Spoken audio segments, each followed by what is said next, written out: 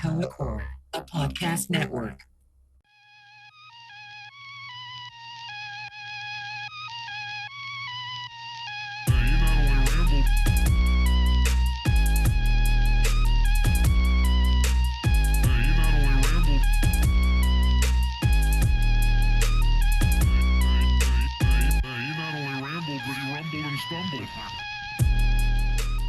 What is up, everybody? Thank you for checking out the Pat Out of Hell podcast. I am your host, Patrick Christopher. Thank you for coming back. Thank you for watching. Thank you for listening. All that good stuff. We're going to get it started, obviously, with show dates. Yes, dude. And I apologize. I'm already sweating, setting this up, turning the AC off, all the good stuff. And then just being out of shape. You know, it happens. So show dates. I got June 17th, a sure thing. That's at the Fallout Theater in Austin, Texas. That's at 9:30 p.m. And then June 23rd, Slacking Off Showcase at Slackers Brewing Co. in Austin, Texas. That's at 8 p.m. The third Fantastic Damage is June 24th. That's at the Blind Tiger Comedy Club. That's at 8 p.m. in San Antonio, Texas. 8 p.m. Doors are at 8. Shows starting promptly at 8:15. So the last couple shows we had some people who show up late. So we're just trying to give people enough time. We'll do doors at 8. Be there by 8. Be there at 8. And then the show will start at 8:15. I should just say it shows at 8 and just leave it at that and do all the secret stuff behind the scenes and whatnot. And then Border Laughs, Let's Talk About It, June 25th at Casa Moreno's. That's in Austin, Texas at 7 p.m. And that's it for my June dates, man. Twitter and Instagram at your homie Pat, BibleCodeCore.com. For all the updated show dates, my availabilities. If you have a show coming up and you need somebody to fill up some time, I got you. Reach out. Let's make it happen, dude. So yeah, I keep sitting on my earbuds, my monitors. Don't want to lean back too much. There you go. Now we're good. It's supposed to be hidden, like I'm supposed to be professional and hide like the cords and the wires and all this stuff, but it's real. We're gonna keep it real. We're gonna keep it funky and all that good stuff. So yeah, man, I had a great conversation. Also, did I thank you for being here? Thank you for being here. Thank you for listening. It's great, man. I'm gonna try to change things up with my mindset, with my mentality.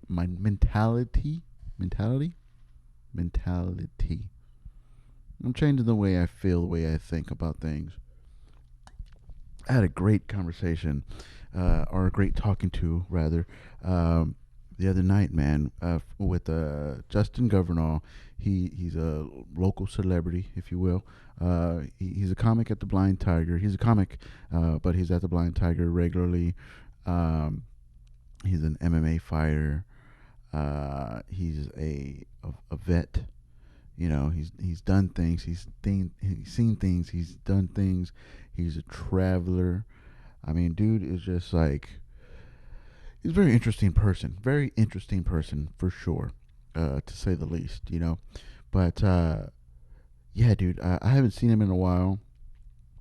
So we talked on Wednesday, I believe, and man, like he was just like going on like a list of things that are just like going on in his life, you know, and the whole thing, his whole thing was like it's remove distractions, you know, remove all distractions, like uh like phone, like TV, like you know, anything, distractions, whatever distractions are. I can't think of words right now. This is really bad for the podcast, but he's just like, yeah, when you remove distractions, your mind just works on a whole other level, a primitive type of level. You know, before we were bombarded with all these different types of distractions, you know, like that's just what we had. I mean all we had was our mind. We didn't have things to take our mind away from things, which people kind of use distractions as like a way to avoid, you know, dealing with things. For sure, I do. I hate silence. I am never not listening to something. I'm playing music all the time in my earbuds. You know, I have the TV on in the background. I'm checking my phone. I'm scrolling. I'm posting. I'm updating. I'm never not distracted. And so when he's just going off this, he's like positive thinking, positive energy. It's all what you make of it. And usually when I hear people talk like that, I'm just like, dude, whatever, dude. Like, you're crazy. You know, there's some nuts loose. It like it's hard for me to like just believe that somebody could be that positive all the time, all the time. You know, like I'm not really religious. I'm not really religious. I kind of miss that. I miss. I grew up in the Catholic Church, went to private school, was an altar boy. You know, uh, religion was like a big part of growing up. Church was a big part of growing up. You know, and then it just wasn't. Things changed when my parents separated. It made it hard to go to our old church. Uh, anyway, that's neither here nor there. But just little by little, the whole the faith, the strength of my faith, it just kind of like faded, and I just kind of let it go.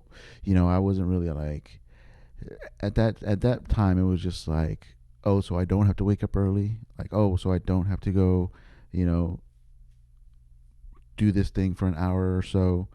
Like I could, be lazy or go do something, fun or anything. I could do anything besides doing that. And that's how I looked at it. When I stopped going to like church regularly, that's just how I looked at it. I really didn't think about what effect it would have. Changing or getting further and further away from the church, the faith, the religion, all that stuff. And so, and then just throughout life, it would just be like an anger towards, if things went bad, if things didn't work out, if things seemed unfair, I would have to like, I would have to blame somebody, you know. This has to explain, like something has to be explained here, and the only explanation that I could find was that God was out to get me, you know, and but then when things happened, when things were good, like I was just like, man, I really lucked out.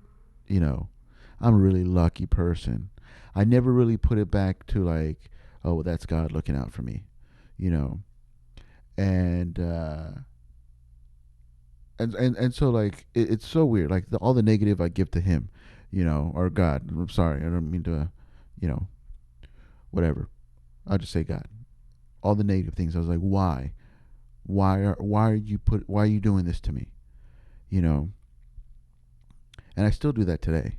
I always find like oh, this is the world, this is God, this is whatever, you know, all against me. It's unfair, you know. And then when good things happen, I'm just like, man, you know, that's all me, bro.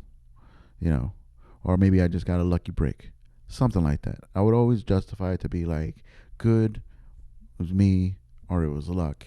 Bad, it's the world, it's God. Anyway, I don't know how I got to that, but also at the same time, very religious people kind of freak me out. You know, if they're too about it to the point where like it's like, what are you selling something?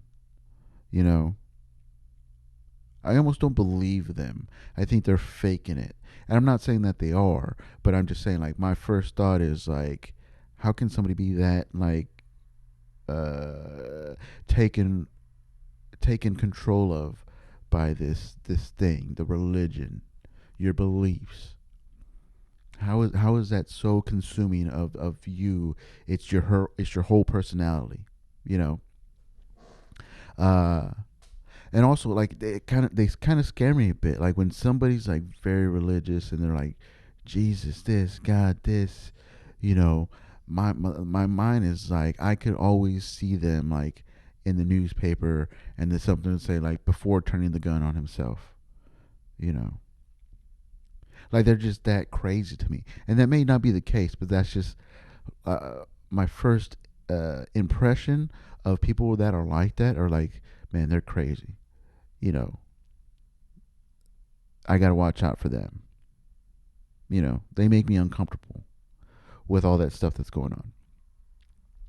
Either way, but going back to that conversation, man, and it was Justin Governal, and then there was a group of us. You know, it was after a writing session that we did, and so just afterwards, you know, we usually just hang out, bullshit, and just like whatever.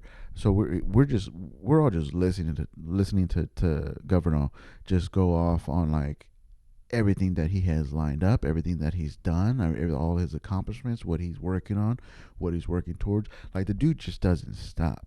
You know, it's impressive, and and the whole thing, he's just like positive energy. You know, you could say that you believe in something, but unless you truly believe in it, unless you truly manifest it, unless you truly put it all into it, like you could just say like I want to be a millionaire, but if you don't put your work into it, like you can't be mad about it not happening.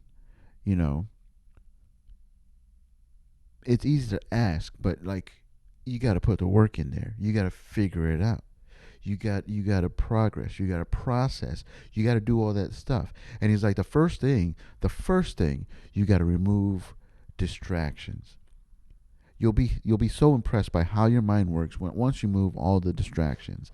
And I'm just like, dude, like I don't even know what that's like. Like I get so uncomfortable in silence. So uncomfortable in silence. You know, like I don't think I'm never not uh, on my phone or on the TV or listening to music or podcasts or uh, I'm never with silence. I tried it like since then. I've tried it a couple times. Like I'll drive in silence, but that's I'm still distracted by the driving. You know, I'm not allowing my mind to do all the things because I'm focused on driving. I just thought about that right now. No wonder it didn't work for me. You know, I was like, man, I got nothing distracting me here. You know, music playing. I'm sitting in silence. Why isn't like, why isn't my brain going off? I was like, my brain's dumb. You know, but then I was like, I was distracted by driving. I couldn't check out 100%. And he's like, you have to like check out. You know, and he's like, yeah, everybody likes distractions because, you know, why would you want to think? Why would you want to give your mind complete control or open the floors completely to your mind and nothing else? Because you don't want to think of all the things that you're avoiding to think about, you know? He's like, but once you get past that, once you work on all of that, once you deal with all of that, your mind's gonna start thinking of other things, positive things, you know. So yeah, you could say that you want $1 million, but when you do all that, when you get over the distractions, and it could work different for everybody, but he was very like I can't even think of the word. He was very influentialable to the point like where like me and Jacob wound up staying to like the longest, and he just kept going, and we're just like, dude, say more, dude, say more, let us know, give us all your secrets, you know, and yeah, even Jacob, one of the co-hosts from the Duderman Homie Bro podcast, Jacob Flores, and the other guy Scott, he wasn't there, but yeah, dude, we were literally mind blown. It was ridiculous how much he was like throwing out there and how much of it made sense. Like we're like, dude, like no wonder. No wonder I can't get my thoughts together because I never give them enough time to work it out. I'm like, think about something. Think about something. Why can't I write anything? I have writer's block. Well, I have writer's block because I'm watching TV or I'm on my phone or I'm listening to something. I never give myself a break, you know? And I want to be more positive. I want to work all systems go, you know? But I'm just so uncomfortable with silence. And I need to work on that. I need to work on that for sure. Because I need, whatever they say, like the human only uses 10% of the brain power or whatever the fuck. Like, I'm at 3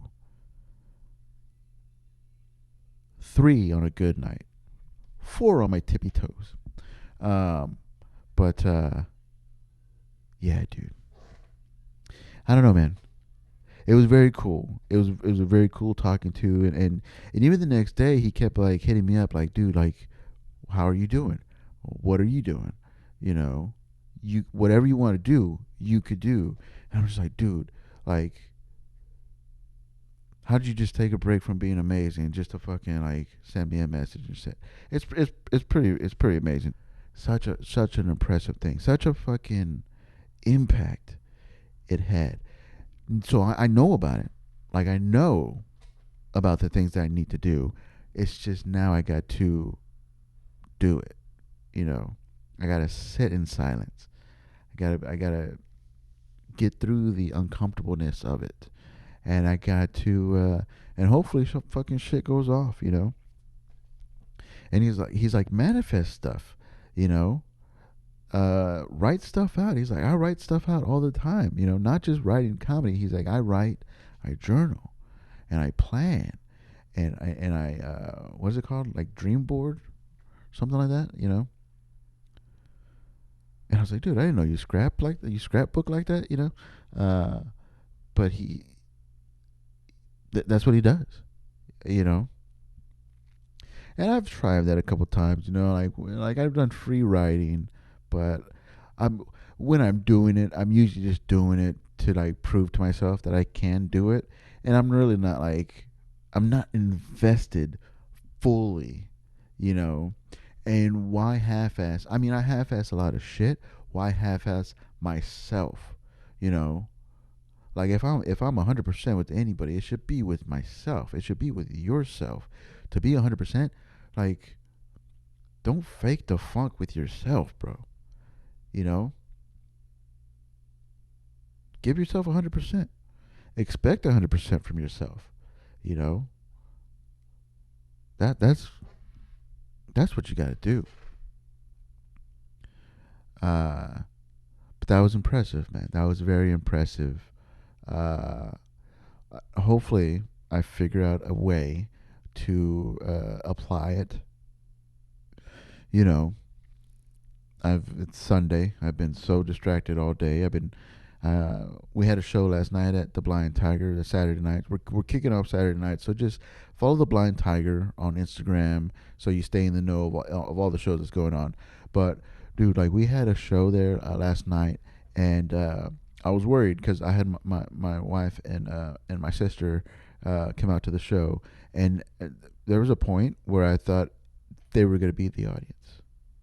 Like they were the only people in the audience. And then two guys showed up. They're like, "Hey, we're here for the show, but we gotta leave at 10 o'clock." And I'm like, "Damn, okay, we're gonna start a little late. We're waiting for more people to show up." And to the point where so on the show, it was George Anthony was hosting. It was Mary Picarazzi, Dallas Van, and myself. And and so even Mary went out and she's like talking to people in the restaurant. She's like, "Hey, I don't know if y'all know this, but there's a comedy club downstairs, and we're about to do a comedy show. If anybody's interested in coming down." And they fucking came down, dude. They came down, and before we know it, it was a decent crowd. Like people showed up. They showed up late, but people came out, dude, and they were on fire, dude. The audience vibe was just fucking. They were giving it to us, man. So we were just like, fuck yeah, dude. We're gonna give you a fucking show, and everybody fucking did good, dude. I hate to say kill it because if I say like I would have said everybody killed it if I wasn't on the show, but because I'd like to stay humble, like I don't think I've ever killed in my life. I've done well. I've done good. I've had great audiences, but but if I'm being all honest, and I still want to remain humble with it, everybody fucking killed. It was a fucking great night from start to finish, dude. The crowd got a fucking great show, and I'm glad they did. I'm always worried that nobody's gonna show up, and then two, I'm always like, please have fun. When I'm watching the comics on stage, I'm just like, I'm to the audience. I'm like trying to like mind fuck them into like, please have fun, please laugh, please enjoy yourself. I hope you're having a good time. We want you to come back. We want you to enjoy that you came here. You know, we want you to tell your friends, and we want you to come back. So please be having a good time right now. You know, and man, it was fun, dude. It was fun. I wound up doing like 20 minutes. I had a really good time. You know, I was afraid because I thought everybody was just doing 15 minutes, and I don't time my stuff out. I'm really bad at figuring out. Like if somebody says, "Hey, we need you to do 8 minutes," I don't know what 8 minutes is. I'm just gonna start until you like me. I'm just gonna keep going until you like me. So if I'm doing 4 minutes, where's the light? If I'm doing 10 minutes, 15 minutes, 30 minutes, where's the light? You know, and last night there was no light. I guess George was like, just do whatever you want to do, man. He's like, if you want to do 10, just do 10. If you want to do 15, do whatever you want. Well, I'm not gonna light you. I didn't know that was his mentality. That was the show flow, uh, until I was on stage. And then before I know it, I'm just like, dude, I feel like I've been up here for a long time. I'm having fun. I'm having a fucking great time. A fun time. The audience is great. I love the response. Um, and then I was recording my phone, so I couldn't record on my watch. Usually I record on the watch. And so man, I looked down for my time on my watch. But I was like, I had no idea of time. I had no idea of time. We were just going, and I was just hitting it, bada bing, bada boom, bada bing, bing, ba boom, and yeah, dude, just had a good time. And then I close out. I get off stage. I was like, thank you very much. Have a good night. Enjoy the rest of your night. Enjoy the rest of the show. Love you. And then I get off and I check my phone, and it's like 25 minutes. And I was like, but there was some. I started early, so there was some stuff from that wasn't my set. But I went up doing like 22 minutes, something like that, and solid, dude. It was solid, and it was weird too because like my wife knows all the jokes that I do. Like I discuss them with her. I have a lot of my wife jokes. My wife, and they're all jokes. But it's weird to do those jokes when my wife's there. Like they just I don't know. It's just weird. Like especially if I know she's there. Like I knew she was there because I brought her. You know, we rode there together, so it's like I knew she was there.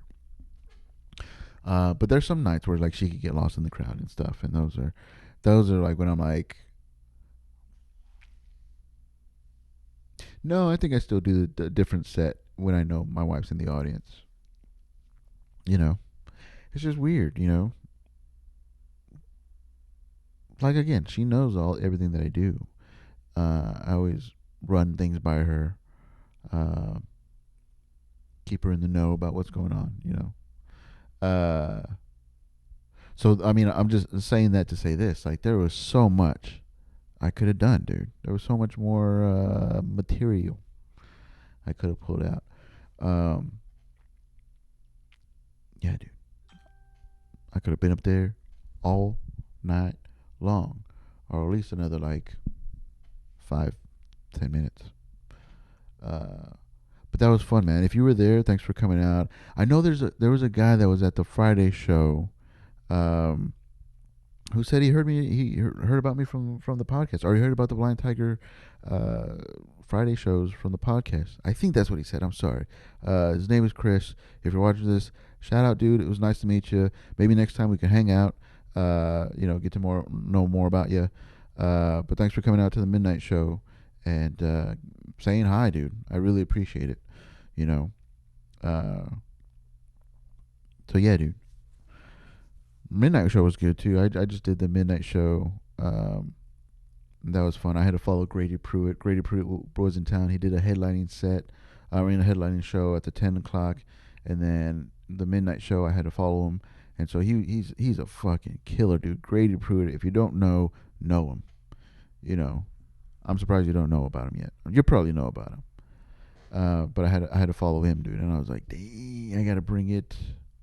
you know, uh, I really don't get like, not that I get like, what am I saying, intimidated by the person in front of me. I just want the crowd, because they're getting good shit. I want them to keep getting. Sorry, I want them to keep having a fun time. So it's not that I'm like intimidated of the person before me. I'm well aware of what the audience has been given and what they're starting to expect. So I want to keep it. I want to keep the wave going. I want to wave. I'm a wave rider. You know, I want to keep that energy going, keep it up. I don't want to be the low in the show. Like, oh, let's bring out the next person. Blah blah blah. Uh, so that's a good motivator. It's a good motivator to like kind of watch the show. The person before me, a couple people before me, just to know, where the crowd's at. Are they still cold? Are they hot? You know, are they good? Now it's up to me to make sure that they stay good. You know, I'm very invested in the audience. You know, I'm glad they're there. I appreciate that they're there, and I want to make sure that they have a good time, and then I do the best that I can for them. You know, because if they weren't there, man, I wouldn't feel as good. I wouldn't be as fulfilled. You know, because God, I mean, just going back to the Saturday show, dude. I did okay. I did okay. Um, but it was because of the crowd. The crowd was fucking. The crowd did made the show for me. Like I read something about like don't shit on the audience. You know, if there's a small crowd, you know, don't make them feel bad that nobody else showed up. They showed up. You know, and yeah, you could joke about it a little bit, but like don't make anybody uncomfortable about like, well, I'm sorry nobody else showed up, but we're here. You know, we spent the money, we spent the time, we drove out here, we got babysitters, we made arrangements, we did all this, just to be here. Don't fucking shit on us. Which is 100% true. It's 100% true. You know, like I'll play around at mics a little bit, because like if the crowd gets small or if like I go up late and everybody's like just already checked out, they're done with the show, please end it, you know. Uh I feel that and I resent that. And so I'll make things uncomfortable, which is not nice. I only do that at mics though. If I'm just trying stuff out, if I'm just working stuff out, and it's not a show, it's not a paid show, I would never fucking bail or go off script, I guess, on a paid show. You know, I feel responsible. I feel a sense of responsibility to people that paid money to come out to a show. Now, if it's a free show, or it's an open mic, I might fuck around and just fuck around, you know. But yeah, dude, man, Saturday was good. I'm trying not to be annoying with the clips from that show. Um, and I mean, I got to figure out how to do a good video and good audio and make it all good. And I'm working on that, but we still got things to work out. So on that last one I just recorded on my phone. I wanted to see how it sounded, how it looked it, and sounded on the phone. And I mean, it's all right. I mean, it's not high quality. It's not. It's nothing I would send to comedy festivals for them to not watch and then not put me on. But yeah, fun times, man. I might put out some more clips from that show, just to fuck around and put stuff out there. But yeah, dude, I'm super excited about the upcoming Austin shows. I'm nervous about Austin. Um, because I don't know what the crowd likes. I don't know what they're about. And I don't want to be too in my head about it. Because it's gonna be what it's gonna be. If they don't like me, then that's because they don't like me, and that's fine. I like me. I'm having fun. You know, and usually when I do my act, when I do what I do, I have a good time. So I got to stop worrying about what it's gonna be like. Um, is anybody are they gonna like me? Are they gonna laugh at me? Um, and I just gotta like just enjoy the moment, dude. That's one thing I don't do. I need to start living in the moment, enjoying the moment, embracing the moment, and capturing the moment. Um, yeah, I need to work on that more. But super excited about the Austin shows. It's gonna be great. Hopefully, I get to meet a couple more people, more comics that I could work with in the future, and more audience members. People that might start following me and fucking with me and supporting me. You know, that's what it's all about. That's what it's all about. Um, yeah, dude. I guess that's it. Sorry for the squeaky chair. I'm fat, and it's a cheap chair. It's like $70. I mean, a $70 chair shouldn't squeak as much as it is, but I think I'm maxed out on the weight limit that they recommended for this chair. But at the time of purchase, it was well within um, my budget, and also I was well within the limits, the weight limit recommendation that it had. But so what?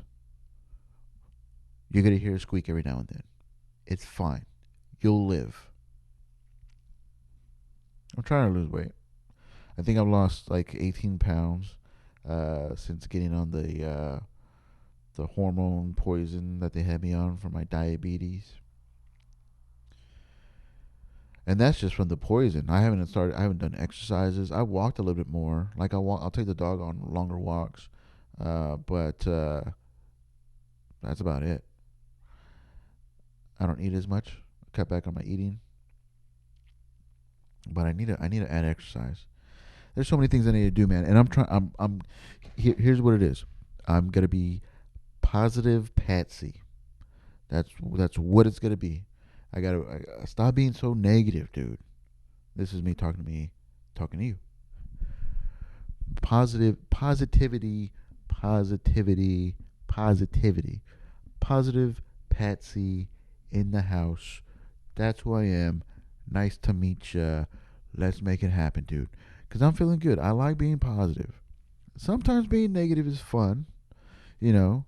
Sometimes misery loves company, and sometimes I'll fucks with that. I'll be in that for a little bit too long, just for funsies.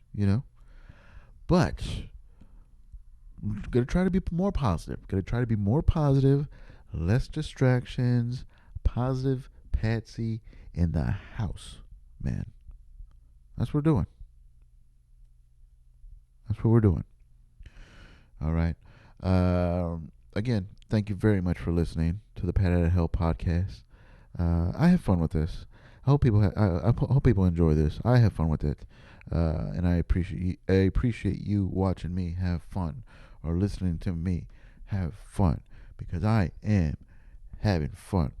But if you don't want to watch me talk to myself, I respect that. I don't like it, but I respect it.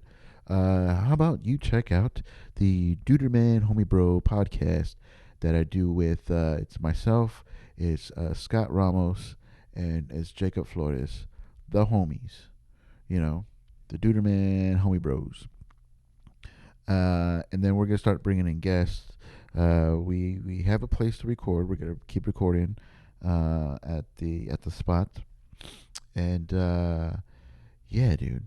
Or or as I advised last week, you could go back into the archives and listen to old Baba Cool Core podcast, old Glass Clown podcast, old X Lives podcast, old Let's Start a Fucking Band podcast.